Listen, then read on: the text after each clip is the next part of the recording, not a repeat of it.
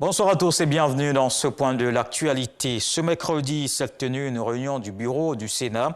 Cette rencontre est dirigée par le président de l'institution, Janoa Oussou-Kouadio. Elle avait pour objet la préparation du renouvellement du bureau. L'article 9, alinéa 2 du règlement du Sénat indique que le bureau a tout pouvoir pour présider aux délibérations ainsi que pour organiser et assurer la haute direction de tous ses services dans les conditions déterminées par le présent règlement. Selon les textes de l'institution, le bureau du Sénat se réunit au moins une fois par mois.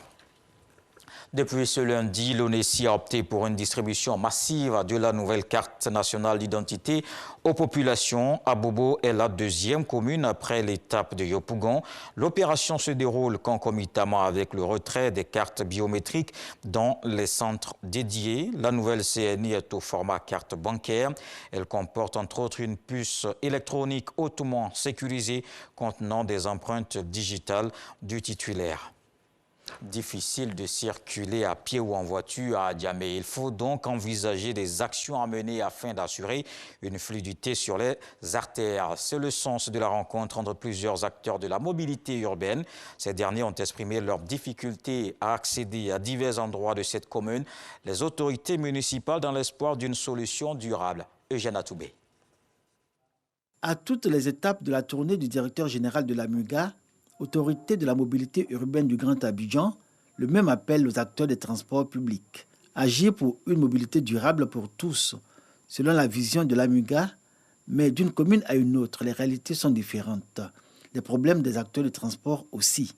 On a un véritable problème au niveau de l'embouteillage qui nous passe devant l'immeuble Mirador de la Sécojo aujourd'hui. La mairie a décidé de nous couper carrément l'accès à ce boulevard Nangé-Abrogua. Ça a asphyxié économiquement notre activité au niveau d'Adjamé. On nous oblige tous nos véhicules, des milliers de véhicules à descendre obligatoirement sur Renault et le contour n'est pas protégé. Il n'y a pas un sens giratoire planifié à cet effet. Donc ça crée un bouchon incommensurable. La plupart de nos conducteurs ont eu maille à partir avec les protèges de véhicules ont été limogés.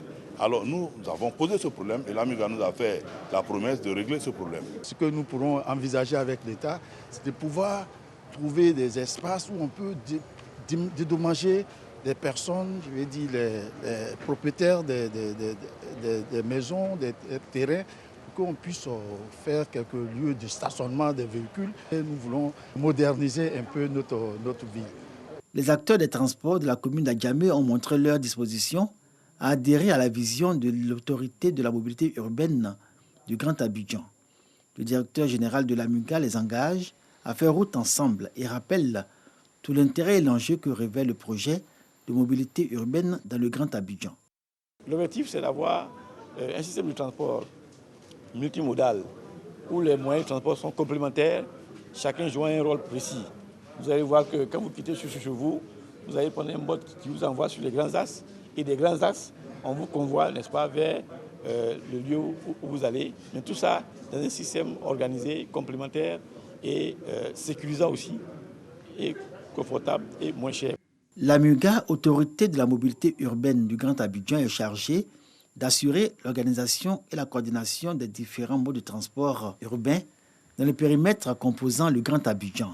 Elle œuvre pour l'amélioration des conditions d'exploitation des services de transport en commun. Dans le reste de l'actualité au Mali, la haut-commissaire aux droits de l'homme Michelle Bachelet appelle les autorités de Bamako à mener des enquêtes impartiales pour lutter contre l'impunité. Les homicides et les enlèvements sont majoritairement le fait des groupes armés non étatiques, en particulier djihadistes. Elle indique que les forces maliennes de sécurité et de défense sont aussi responsables d'une partie des violations des droits humains. Il leur est reproché, sinon attribué, 213 violations des droits de l'homme en 6 mois, dont 44 exécutions extrajudiciaires, sommaires ou arbitraires de civils. En RDC, Félix Tshisekedi, maintenant 58 ans, confirme sans détour ses ambitions pour 2023. Il brigue un autre mandat présidentiel. Il a accordé une interview à Jeune Afrique à l'occasion de la célébration aujourd'hui du 61e anniversaire de l'indépendance du pays. Le chef de l'État à mi-mandat revient sur sa rupture avec Joseph Kabila.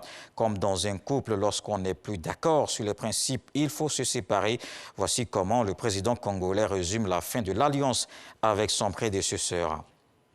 Première réponse du gouvernement éthiopien après la reprise du Tigré par les forces de défense tigréennes. Le Premier ministre Abiy Ahmed minimise les pertes. Selon lui, ses troupes ont quitté le Tigré de sa propre volonté. Et pour se pencher sur de nouvelles priorités, le ministre des Affaires étrangères et l'état-major de l'armée refusent de parler de défaites militaires. L'armée a d'autres priorités selon Addis Abeba, notamment la défense de ses frontières et la protection du grand barrage de la Renaissance. Voilà pour le flash d'information. On se retrouve à 20h. L'actualité se poursuit avec les infos régionales.